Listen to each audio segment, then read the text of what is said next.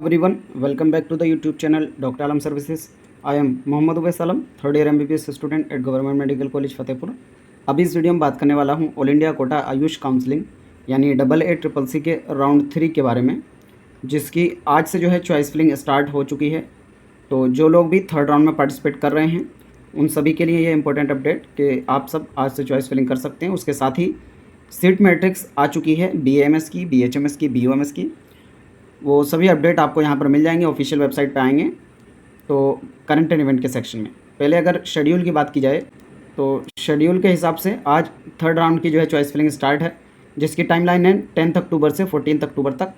और choice locking है जो टाइम है वो लास्ट डे होता है, आपको पता होगा ऑलरेडी।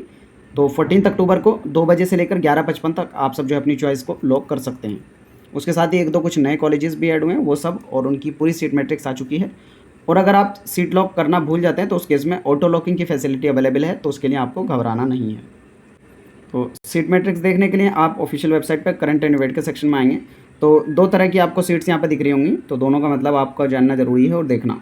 यहाँ पर आपको सबसे पहले दिख रहा है virtual UG seat matrix Ayurveda. तो वर्चुअल सीट मैट्रिक्स होता क्या है वो भी मैं आपको बता दूँ और ये लिस्ट भी खोल के आपको दिखा देता हूँ। तो ये राउंड 3 की वर्चुअल सीट मैट्रिक्स है जो आपके सामने अवेलेबल है सभी कॉलेजेस की, और इसमें कॉलेज वाइज किस कॉलेज में किस कैटेगरी की कितनी सीट्स अवेलेबल हैं वो यहाँ पर दिख रहा है। तो जो वर्चुअल सीट मैट्रिक्स लिख रहा है, जैसे ये BMS की उसी तरह से BHMS और BOMS की भी आप निकाल के देख सकते हैं कॉलेज वाइज। तो वर्चुअल सीट मैट्रिक्स का मतलब होता है कि वो सीट्स जिन पर अपग्रेडेशन के लिए अप्लाई किया गया है। मतलब जो कॉलेज आपको दिया गया है ये डॉक्टर NR शास्त्री, इसमें BCNO यानी BC ओपन की जो बात चल रही है, एक सीट है जो अपग्रेडेशन में जा रही है। तो एक कैंडिडेट जिसने BC ओपन कैटेगरी से एडमिशन लिया था इस कॉलेज में, उन्होंने अपग्रेडेशन के लिए डाला है और ये सीट अगर उनको अपग्रेड होकर कोई दूसरा कॉलेज मिल जाता है तो ये सीट क्या होगा, वैकेंट हो जाएगी। उस केस में ये सीट किसी दूसरे कैंडिडेट को मिल जाएगी। तो ये वर्चुअल है, मतलब एक्चुअल नहीं है। एक्चुअल तब होती जब ये खाली होती सीट और किसी ना किसी को मिल ही जाती, लेकिन ये एक्चुअल खाली है नहीं, ऑलरेडी तो ये भरी हुई है। अगर ये अपग्रेड होकर कैंडिडेट को कोई दूसरी सीट मिल जाती है तब ये सीट खाली हो जाएगी। उस केस में ये उसी साथ, मतलब रिजल्ट आने से पहले साथ साथ दूसरे को ये सीट मिल जाएगी और जो पहले का कैंडिडेट था उनका इस सीट पर कोई भी अधिकार नहीं रहेगा। तो वर्चुअल सीट मैट्रिक्स का ये मतलब होता है। तो आप सब जब इस लिस्ट में देखेंगे तो जो एक्चुअल प्रोविजनल सीट्स हैं यानी जो खाली सीट बची हैं उससे ज़्यादा वर्चुअल सीट्स हैं। तो इसका मतलब यही है कि ज़्यादातर सीट जो है इसमें एडमिशन लिया जा चुका है और अपग्रेडेशन के लिए उन्होंने अप्लाई किया है। ठीक है, तो आप लोग जो है यहाँ से चेक कर सकते हैं हर एक कॉलेज का, हर एक कोर्स का, जिसका भी देखना चाहते हैं। और उसके साथ ही चॉइस फिलिंग भी स्टार्ट होगी, अपनी चॉइस फिलिंग भी कर सकते हैं। तो आप नीचे जब आएंगे तो उसी तरह से वर्चुअल B फार्मा की भी सीट मैट्रिक्स मिल जाएगी, BSMS की भी सीट मैट्रिक्स मिल जाएगी, BOMS की भी सीट मैट्रिक्स मिल जाएगी, BHMS की भी मिल जाएगी। फिर उसके बाद आता है प्रोविजनल सीट मैट्रिक्स, ये आपको दिखेगा और नीचे आएंगे तो provisional seat matrix for round 3। तो यहाँ से जब आप इसको डाउनलोड करेंगे, क्योंकि मैं ऑलरेडी कर चुका हूँ तो खोल के दिखा देता हूँ आपको। तो यहाँ पर जो लिस्ट है तो ये प्रोविजनल लिस्ट यानी ये एक्चुअल वैकेंसी लिस्ट है। ये जो सीट्स इसमें लिखी हैं तो ये है बिल्कुल खाली सीट्स, यानी इन पर एडमिशन अभी लिया नहीं गया है। तो हर एक कॉलेज में किस कैटेगरी की कौन कौन सी और कितनी सीट्स अवेलेबल है ये आपको यहाँ से पता चल जाएगा।